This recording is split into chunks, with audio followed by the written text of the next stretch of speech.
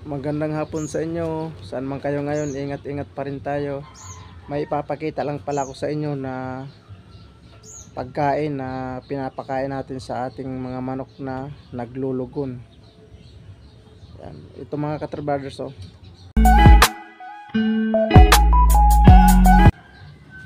Yan. Ito mga Katrabrothers. Bumili ako doon kaninang umaga sa naglalako ng mais. Yan. Kuanto? Yung mais na malambot na yellow corn. Yan. Bumili ako ng mga 3, tapos hiniwa ko ng hiniwa. Kaya ito yung kalalabasan, no? Para maganda pa talaga to sa kanila. Dahil marami silang makukuha dito na protina, lalagyan natin ng gatas. Ito ihalo natin dyan. Yan, Alaska. Kung hindi naman Alaska, yung Bear Brand. Yan. Ito yung hinahalo ko dyan. Tapos saka ko ipinapakain sa kanila. Gatas lang muna ang linalagay ko. Tapos saka ko pinapakain sa kanila. Wala muna tayo ng mga vitamins katulad ng Vitamin Pro, kung ano-ano pa ng mga vitamins na pinapakain natin sa kanila dahil nga naglulugon pa sila para mabilis ang laglagan ng balahibo nila. Yan. Dami, oh. Yan. Dami, no.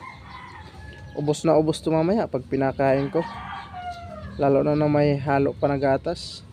Tapos kung may asukal naman, dinalagyan din natin. Minsan naman wala. Walang na pang pakain sa kanila. Dami, oh. Halos sobra na kalahati dito sa lagyan natin na karton. Mamaya pa natin ito ipapakain sa kanila dahil maaga pa. 3:40 pa lang eh. Nagpapakain kasi ako dito minsan alas 4. Kung hindi naman alas 5. Yun, doon ako nagpapakain sa kanila. Yun lang ang pinapakita ko mga Katrabrothers, na pinapakain sa mga manok na naglaglagan ng balahibo. Mabilis maglaglagan ng balahibo pag hindi tayo gumagamit ng mga vitamins katulad ng Vitamin Pro, kung ano-ano pa, para mabilis ang paglaglag ng balahibo ng manok nyo. Huwag muna kayong gumamit ng mga vitamins. Pwede gatas muna, tapos yellow corn, o yun muna paghaluin nyo, saka nyo ipakain sa mga manok nyo na naglaglagan ng balahibo para mabilis sila makalugon. Pero yung iba dyan na mga gumagamit ng mga vitamins, nasa inyo naman yan kung ganun ang paraan na ginagamit nyo. Basta sa akin, pinakita ko lang sa inyo kung ano yung hinahalo ko dito sa pagkain ng manok ko na pangpalaglag ng mga balahibo. Ba? Yan lang naman ang sekreto ko dito mga Katrabrothers. Ito talaga, matagal ko na talaga tong ginagamit. Kahit yung mga manok na tapos na maglugon, hinahaluan ko pa rin nito. Yan, para maging matibay talaga yung katawan nila.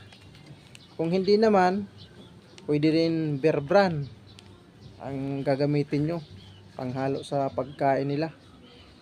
Yung panglaban namin na manok.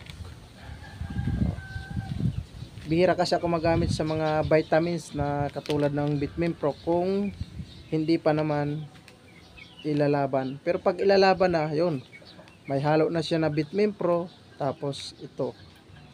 Kung walang ganito na Alaska, pwede rin Bear Brand. Mabisa to sa mga manok na panglaban dahil marami sila dito na kukuha ng mga protina at nagpangpatibay sa katawan nila at kung ano-ano pa na mga klaseng vitamins na nakukuha nila. Pwede rin Alaska kasi para sa naman to, gatas naman to. Tapos may Bear Brand, mamili lang kayo sa dalawa kasi mga magaganda rin yan sa kanila, sa mga manok na naglulugon. Pwede rin sa mga manok na pang ready, ihalo mo lang sa patuka, yun, maganda na yan mga katrabaders.